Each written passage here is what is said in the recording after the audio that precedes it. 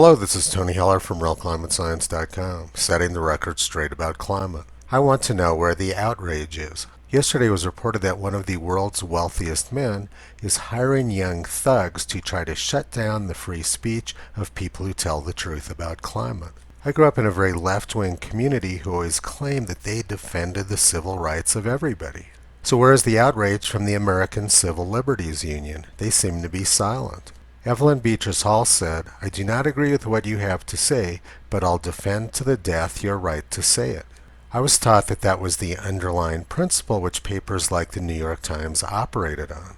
But the New York Times has an open policy of censoring anyone who tells the truth about climate. The press, who are supposed to be the defenders of free speech, have become its very enemies.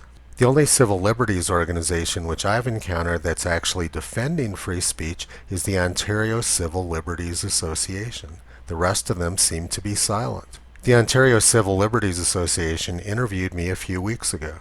And kudos to them for doing what civil liberties associations are supposed to be doing. Voltaire said, "Those who can make you believe absurdities can make you commit atrocities."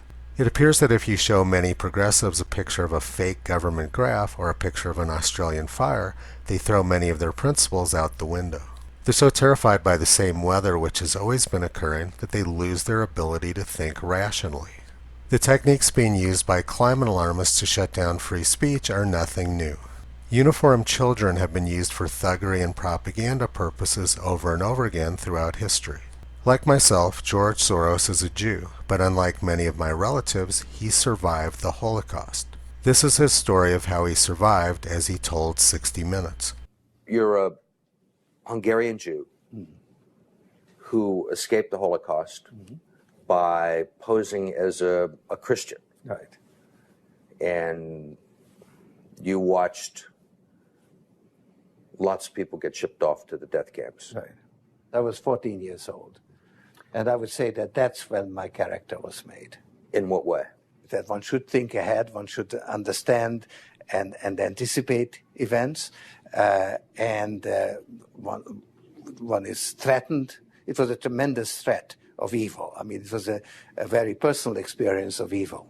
My understanding is that you went out with this protector of yours who swore that you were his adopted godson. Yes, yes. Went out, in fact, and helped in the confiscation of property from the Jews. That's right. Yes. I mean, that sounds like an experience that would send lots of people to the psychiatric couch for many, many years. Was it difficult? Not at all. Not at all. Maybe as a child you don't see the connection. But it created no problem at all. No feeling of guilt? No. George Soros had no guilt then about taking away other people's property, and now he's trying to take away other people's civil rights. Soros said in the interview that he learned to think ahead, understand, and anticipate events. I'm paying keen attention to what's going on now and doing exactly what Soros said we should do. We have a billionaire trying to take away other people's civil rights, and the American Civil Liberties Union remains silent. Where is the outrage from these so-called progressives? Visit Toto on the web at realclimatescience.com. He's been pulling back the curtain on junk science and propaganda for a long time.